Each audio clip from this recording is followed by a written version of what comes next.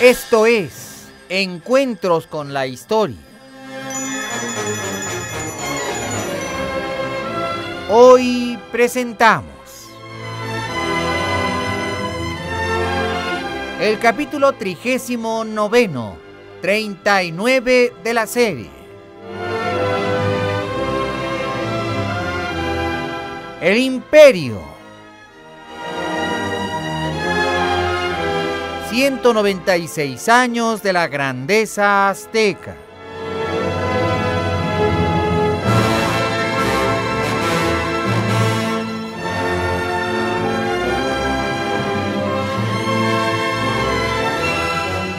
Productor general y ejecutivo, el señor Pedro Manzano.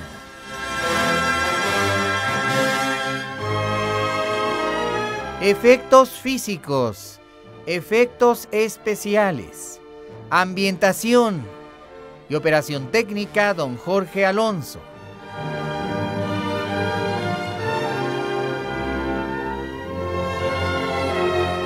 También en la operación técnica, César Arturo Becerril. Investigación musical. Investigación histórica y musicalización, el señor Felipe Saldívar. Y todos bajo la dirección de tu amigo el doctor Pepe Cruz, responsable de la creación y de la redacción del libro histórico.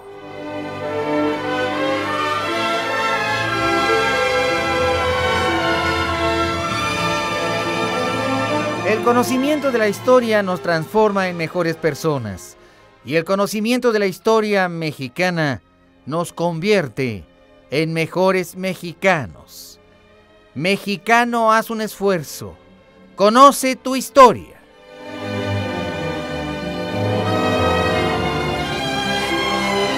Esta es una realización especial de Radio Centro 1030, calidad en tu vida, y una aportación cultural a todos los mexicanos.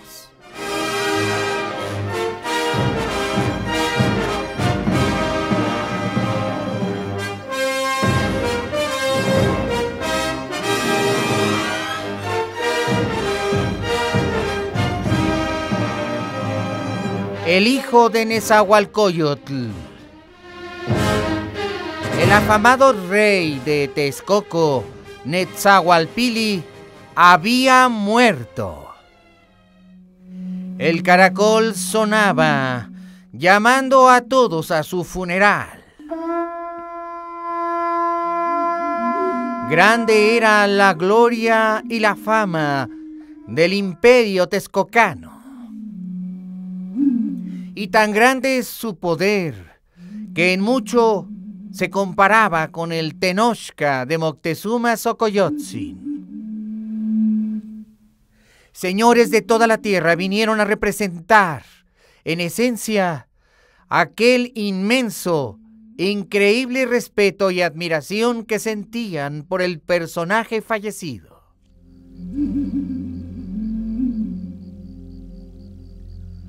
Más de 120 señores, reyes poderosos, venidos de todos los rincones de la tierra de Anáhuac. Durante 4 días, ardieron los pebeteros de copal en el gran recinto de los palacios de Nezahualpili, en la antigua ciudad capital de Texcoco.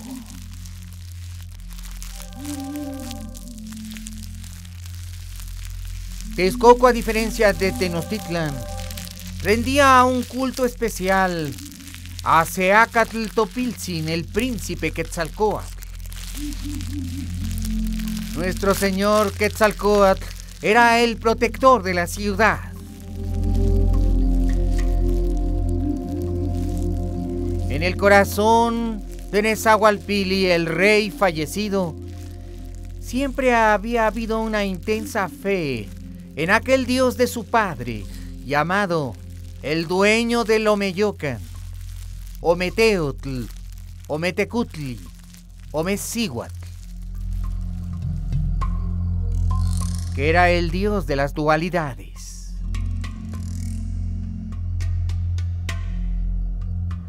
Nezahualpilli había gobernado durante más de 40 años. Tenía muchísimos hijos e hijas. Las fuentes son confusas, quizás 70 u 80.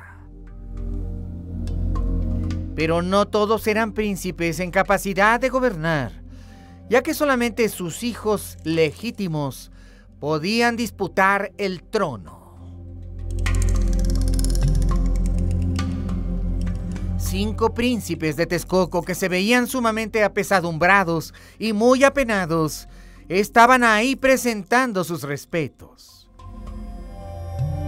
A diferencia de Tenochtitlan, en la antigua corte Acolhua de Texcoco, la sucesión era hereditaria. Nadie que no fuera el hijo del gran señor podía aspirar en convertirse en el nuevo rey de Acolhuacan. Los acolhuas eran seguros en la búsqueda de una identidad clara de este linaje y sucesión. Los jueces se habían reunido en el Gran Consejo de Acolhuacan. Habían consultado las leyes y habían notificado a los príncipes que cualquiera de ellos sería el sucesor y nadie más. A diferencia de los habitantes de Tenochtitlan, los acolhuacanos o texcocanos eran descendientes directos de la civilización perdida, la antigua civilización tolteca. Entre los toltecas, la transmisión del poder era hereditario entre los hijos varones. Había sido así hacia el año 900, en la antigua ciudad de Tolan Xicotitlán o Tula Xicotitlán, antiguo señorío fundado por el propio Quetzalcóatl Seacatl Topiltzin, nuestro príncipe, aquel grande fundador de los linajes. La corte de Texcoco era mucho más tradicionalista y sumamente legalista. Las leyes del príncipe rey Nezahualcóyotl, el gran poeta, se aplicaban severamente en sus cortes y tribunales. Moctezuma tendría que ser respetuoso de la ley texcocana. No podía olvidar que Texcoco era un reino aliado, no un estado vasallo y sometido a su poder. Sin embargo, Moctezuma aspiraba a gobernar Texcoco y su imperio, y por lo tanto se había confabulado con sus embajadores. Cuando mandó a Susihuacoa como representante imperial para representar al imperio en los funerales del gran señor Nezahualpilli, también le dio órdenes precisas, porque él quería que Cacama, el príncipe Cacama, fuera el sucesor en el trono. Haría hasta lo imposible por lograr aquello, aunque provocara con esto una guerra civil. Pero los texcocanos eran celosos de su soberanía y sabían que Cacama se inclinaba excesivamente en favor del emperador porque era su sobrino y su tío siempre había tenido una influencia directa y colosal en él.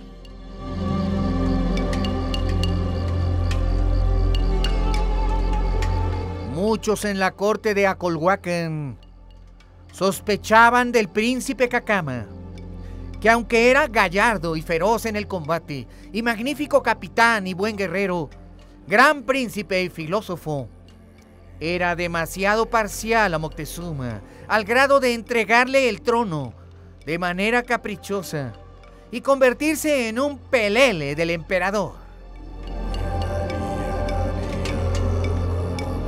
Además, Los otros príncipes estaban recelosos y desconfiaban de Cacama.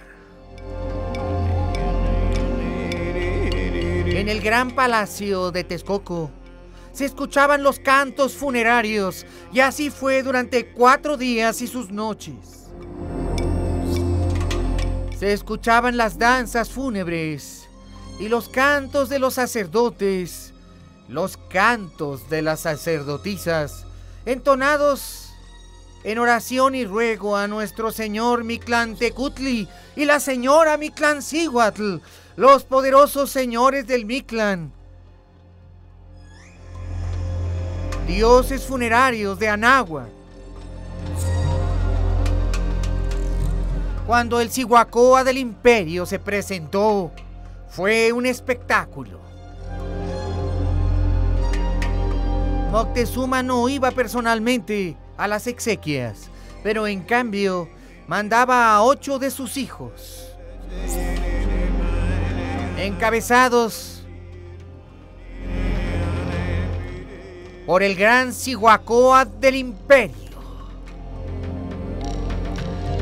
Iban además muchos príncipes aztecas de enorme influencia política,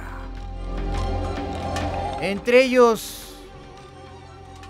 un hermano del emperador,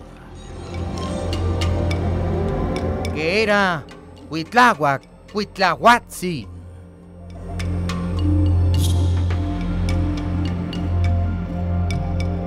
También iban otros príncipes famosos, como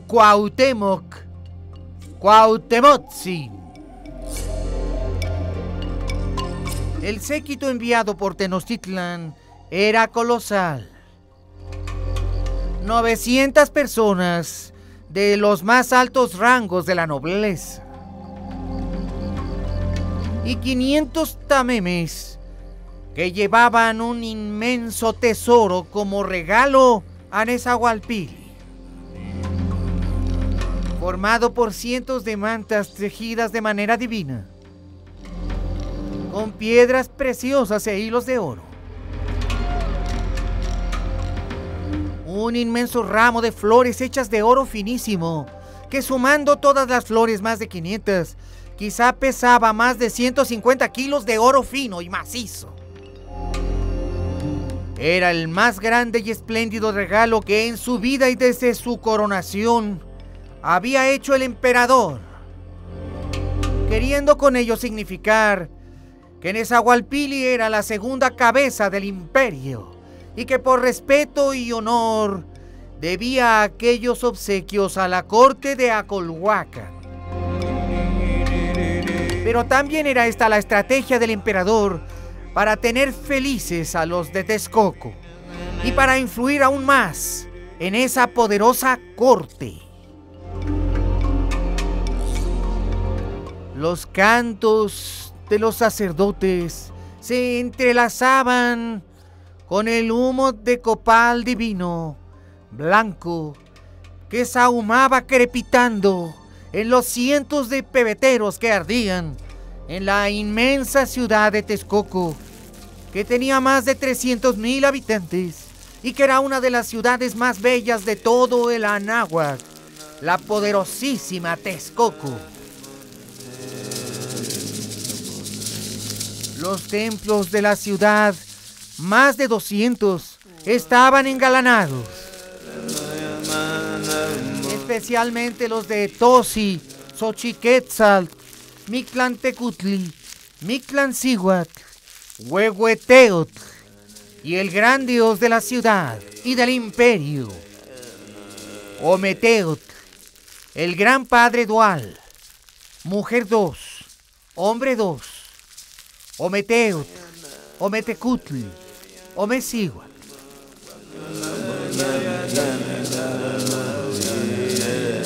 En los 15 palacios que había en aquella ciudad de Texcoco, se alojó a todos los invitados, que en número de más de 7,000 se acomodaron en los inmensos palacios, los antiguos palacios construidos por el gran rey de Texcoco, Nezahualcóyotl, el rey poeta, y también los construidos por su hijo, Nezahualpilli,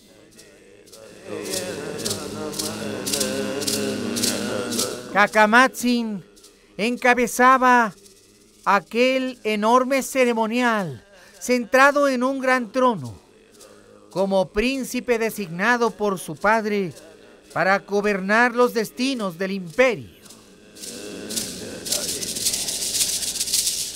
Cacamatzin se acercó a su padre y después de postrarse en medio de los cantos, siendo el cuarto día, cuando anochecía, llevaba en su mano la gran tea sagrada.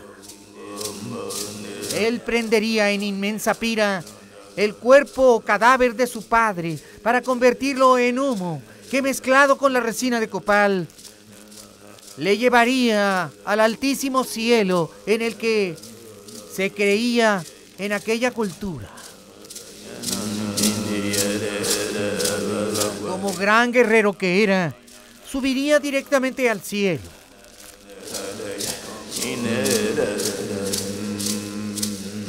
Ante los miles de invitados y ante todo el pueblo de Texcoco, ante miles y miles y miles de personas, la gran tea de Ocote fue encendida. Eran más de 9 metros de madera. Y en su cima, el cuerpo aderezado de manera exquisita del gran Nezahualpilli. Mientras que sus hijos, con gran fortaleza de corazón, ocultaban su llanto para no ser visto por la gente. Las enormes lenguas de fuego que crepitaban con furia consumían rápidamente aquella pira de madera. Cacamatzin tenía un gesto triste y después de haber encendido la inmensa hoguera, regresó a su silla de oro y su sitial de honor al lado de sus hermanos que también estaban sentados en aquel sitio, todos en regias sillas de oro.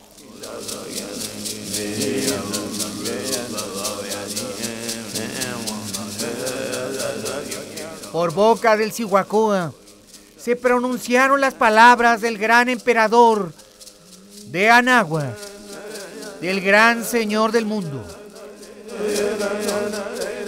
Moctezuma Xocoyotzin, quien no quiso estar presente para que su persona no violentara de manera muy obvia los ánimos que él tenía y la preferencia que sentía por su sobrino Cacama. En sonado discurso, que según dio testimonio el gran Cihuacóa del imperio, el segundo en poder, el emperador Moctezuma Xocoyotzin puso palabras en la voz de su Cihuacóa, y como gran Tlatoani, primera voz del imperio, se escucharon vibrantemente en la voz del segundo del imperio aquellas frases: nutriste con tu ejemplo a todos los que somos parte de la alianza. Fuiste valiente y feroz en la guerra. Fuiste signo de valor eterno. Fuiste fuerza de mi mano izquierda.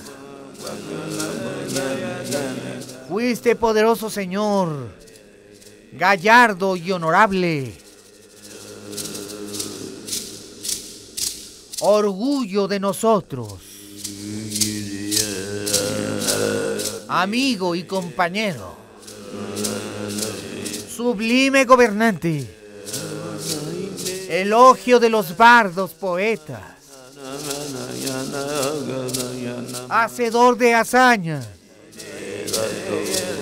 Conquistador de mundos.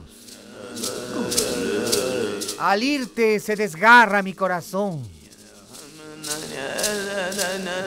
Y solo se levanta mi voz para honrarte. Sublime Nezahualpilli.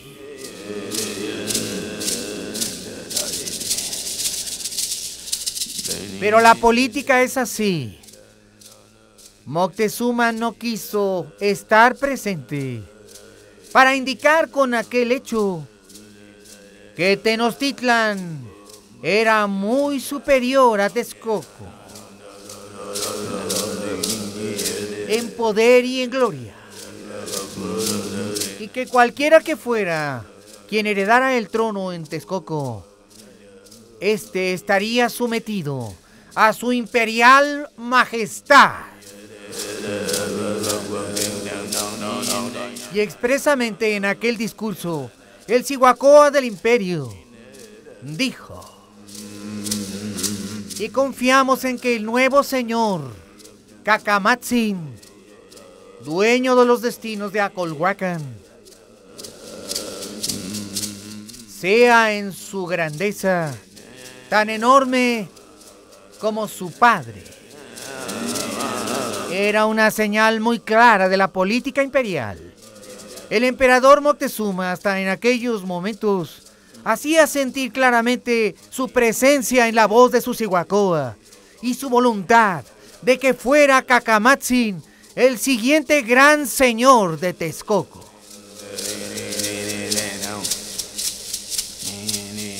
Y aquella noche continuaron los cantos hasta el amanecer. Y la pira ardió. Y después las cenizas fueron recogidas para ser llevadas al gran palacio de Nezahualpilli, donde habrían de reposar eternamente. Y con los primeros rayos del sol oriente cesaron los cantos. Los funerales habían llegado a su fin. La vida continuaba, y ahora el caracol supremo, engarzado en oro, llamaba al gran consejo del reino de Texcoco para elegir nuevo monarca.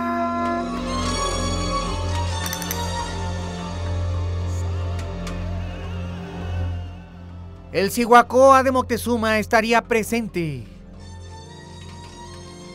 Y al día siguiente se esperaba la persona del emperador, quien llegaría hasta el consejo para legalizar al formalmente electo. Llegaría también, por supuesto, el gran rey de Tacuba, quien con su presencia también daría espaldarazo al nuevo elegido. Toda la política de Moctezuma estaba desplegada. Moctezuma estaba por la persona de Cacama. Cualquier otro electo sería un inconveniente para sus intenciones. Su sobrino Cacama le había admirado desde niño. Además de que lo quería tiernamente, en realidad era maleable como la cera. Y en las manos de Moctezuma sería simple y sencillamente como un niño pequeño sobre el que se gobierna con gran influencia.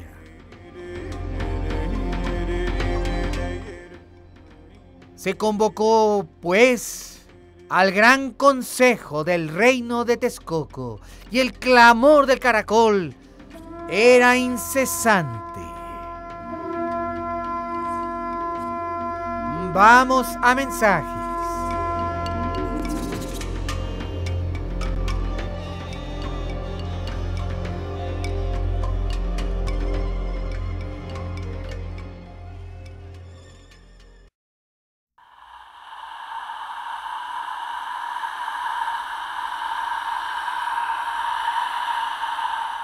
Durante mucho tiempo no se había tenido ninguna noticia de la llegada de dioses a la mar sagrada.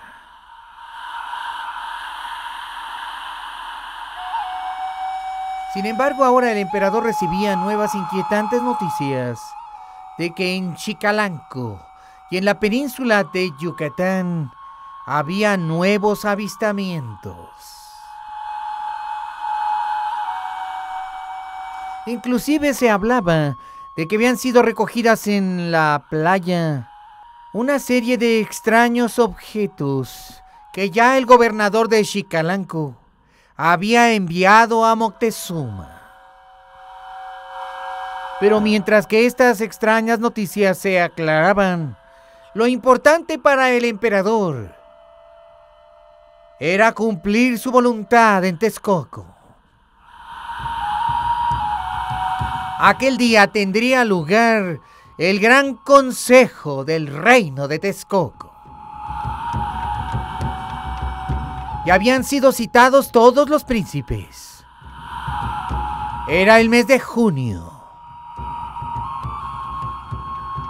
Había habido varios meses secos, donde los cielos del Valle de México habían estado azules y relumbrantes.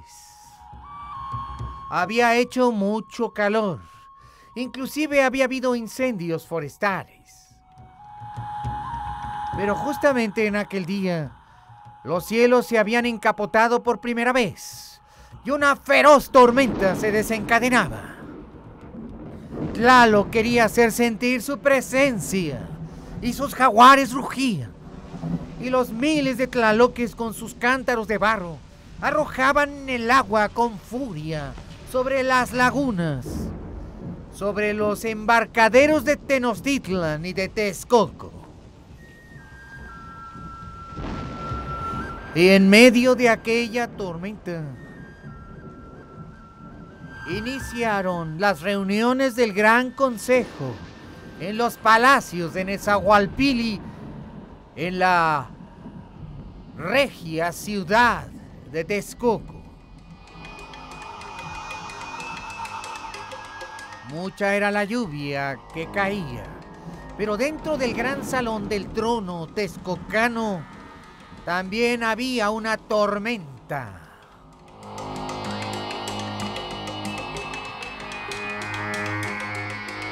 Todos los príncipes, hijos del gran rey Nezahualpilli, que tenían derechos de sucesión al trono, estaban por ley presentes. Cacama Cacamatzin, de 22 años de edad. Cocnacotzin, de 20 años. Ixtlilxochitl, de 19. Todos ellos tenían aspiraciones y partidarios y ambicionaban el poder de forma desmedida.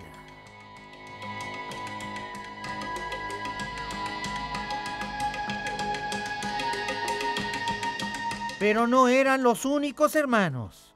Había 3 más. Aunque estos 3 eran los que tenían mayor posibilidad en la línea de sucesión.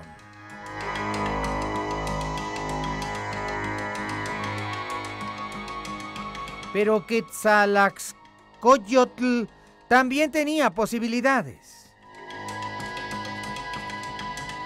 Al igual que Tlahuitoltzin. El Gran Consejo Acolgua estaba integrado por más de 400 consejeros, grandes sacerdotes, tlamatinimes, miembros de la familia real y, por supuesto, el Estado Mayor del Gran Ejército Acolgua.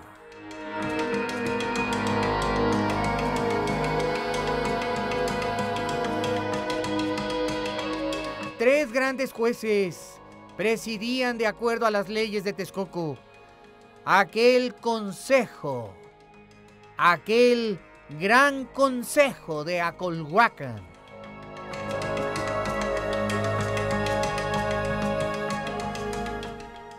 Los texcocanos eran fieles a las tradiciones legales que tenían más de 500 años y que heredaban de Tula.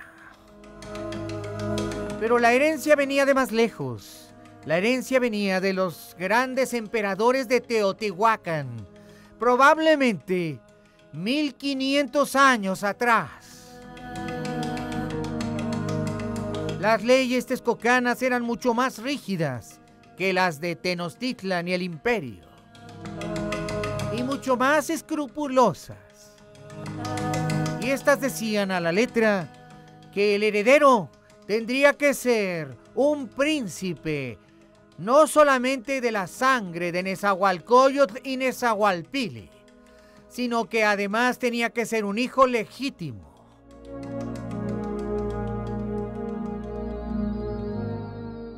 El de más méritos entre sus hijos legítimos.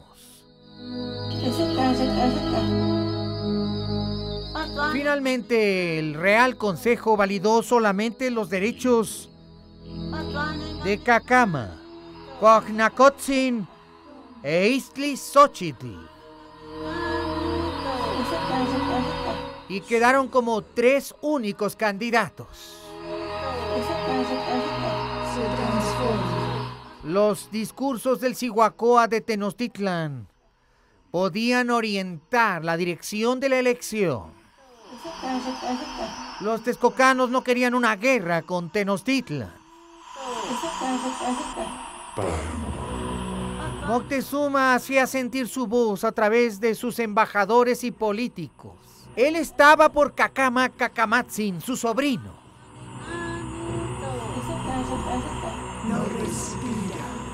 El hijo de su amada hermana y de Nezahualpili.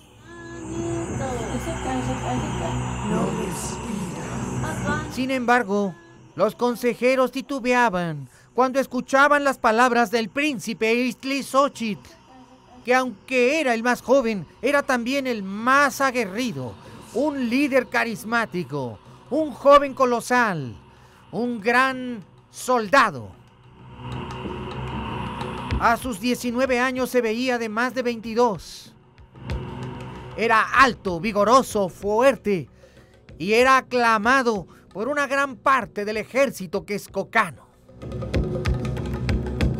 Y él decía en su discurso: senadores de Texcoco, yo responsabilizo por la muerte de mi padre, el señor Nezahualpili, a Moctezuma. Él nos ha traicionado. Él traicionó a nuestros ejércitos. Nos dejó pelear solos contra Tlaxcala. Se confabuló con nuestros enemigos.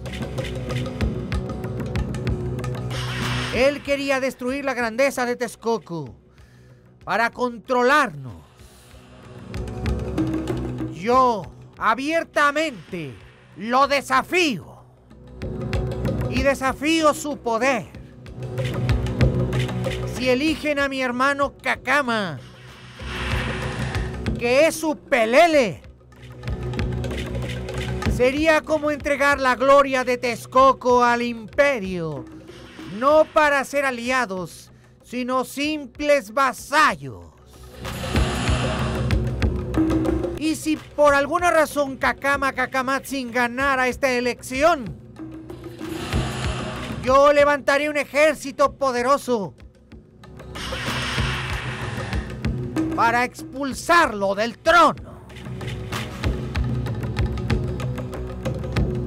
Un tremendo rumor siguió a las palabras de Iztlixóchitl. Una inmensa confusión. Se veía el pánico en los rostros de los senadores. Una guerra con Tenochtitlan no solamente sería catastrófica para Texcoco, sino para el imperio. Se podría levantar en armas todas las provincias. Había que negociar. Había que negociar. O aprovecharían los enemigos del imperio, los odiados tarascos de Michoacán y los huastecos y los tlaxcaltecas. Se podría quebrantar la unidad del imperio. Se podría derrumbar todo. 8 ancianos consejeros se acercaron al príncipe Iztlixóchitl tratando de convencerlo. El Cihuacóa de Moctezuma tenía el ceño fruncido y la mirada amenazante, como queriendo desatar una batalla en medio del pleno del consejo. Moctezuma llegaría al día siguiente y él quería que ya para entonces se hubieran pronunciado todos unánimemente por Cacama. Tocó el turno de hablar al otro heredero, el príncipe Cuauhnacotzin. Sabiamente Cuauhnacotzin dijo al consejo: está de por medio la alianza. No desatemos guerra entre hermanos. Hemos levantado y construido un imperio mano con mano entre texcocanos y aztecas. Somos parientes todos. El gran Moctezuma también es mi tío y le respeto. Calla tus palabras, Iztlizóchitl. Porque si este consejo escogiera a mi hermano mayor Cacamatzin como emperador de Texcoco, yo me sometería. Haz tú lo mismo.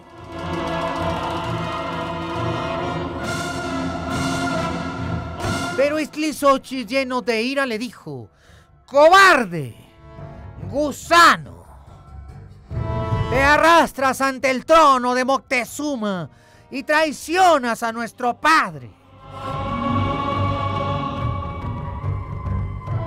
Pero el sabio Cuauhnacotzin le dijo: el traidor eres tú. Y por la memoria de nuestro abuelo, el gran rey Netzahualcóyotl, yo estoy con Cacama. Él marcó el camino para que aztecas y acolhuas lucharan juntos. Yo únicamente me acojo a esa sabia decisión.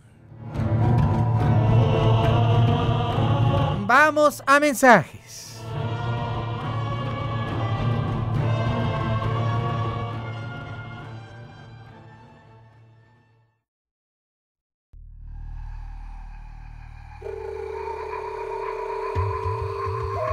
Había llegado la hora de la votación. Los señores senadores de Texcoco se pronunciarían.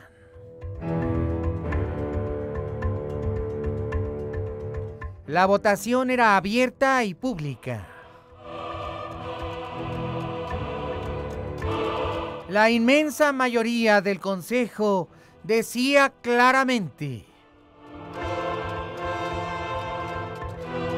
queremos que Cacama sea nuestro nuevo señor, por sus muchos méritos,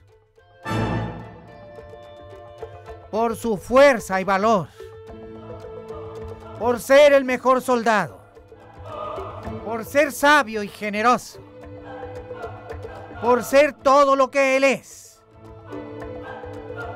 Y finalmente los tres grandes jueces dieron su dictamen. Hombres todos de este consejo, príncipes y grandes señores, funcionarios del imperio, aclamemos, ovacionemos a nuestro nuevo señor. Inclinemos nuestras cabezas y respetuosamente toquemos el suelo con el índice. Oh soberano y gran Cacama, rige nuestro gran reino.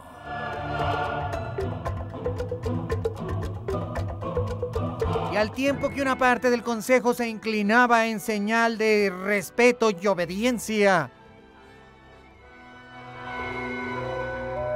maldiciendo y profiriendo las peores palabras, Iztlizóchitl y no menos de 120 cortesanos se retiraban furiosos.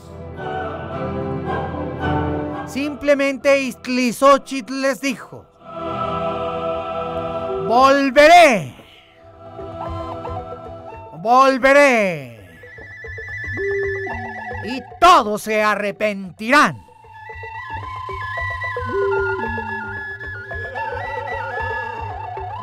Y al día siguiente el poderoso Moctezuma hizo su entrada solemne en Texcoco.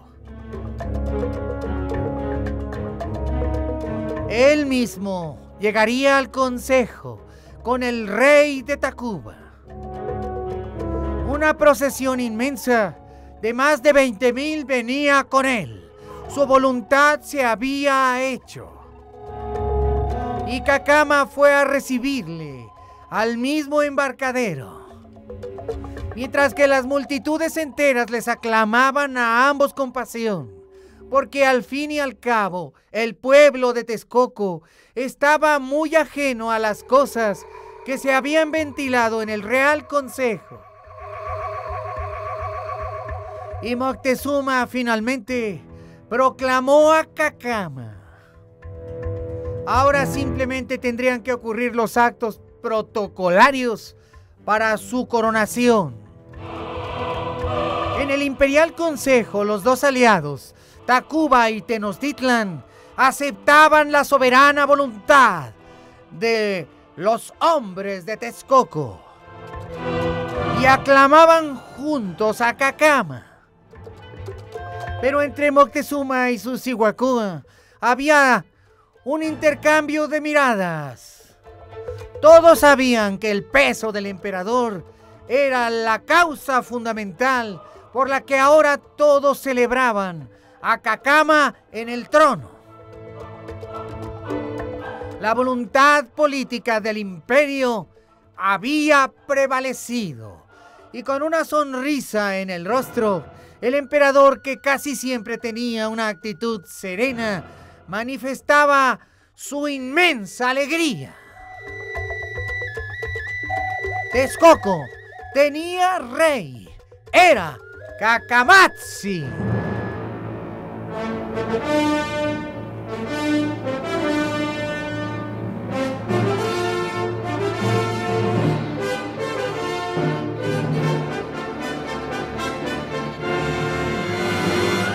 Gracias por haber estado con nosotros en el capítulo 39 de la serie, El Imperio, 196 años de la grandeza azteca.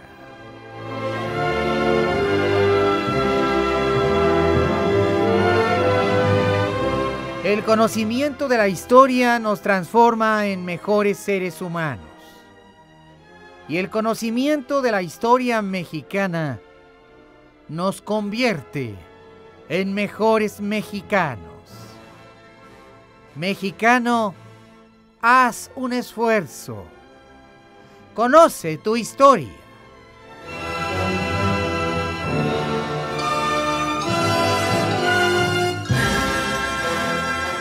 Y a nombre de Radio Centro 1030 y de todos quienes hacemos este programa, muchas gracias por tu preferencia. Y te recuerdo que los 365 días del año son días de encuentros con la historia en el 1030 de la amplitud modulada. Nuevamente por tu preferencia, muchas gracias. Y te esperamos mañana por la misma estación y claro, a la misma hora. Hasta mañana.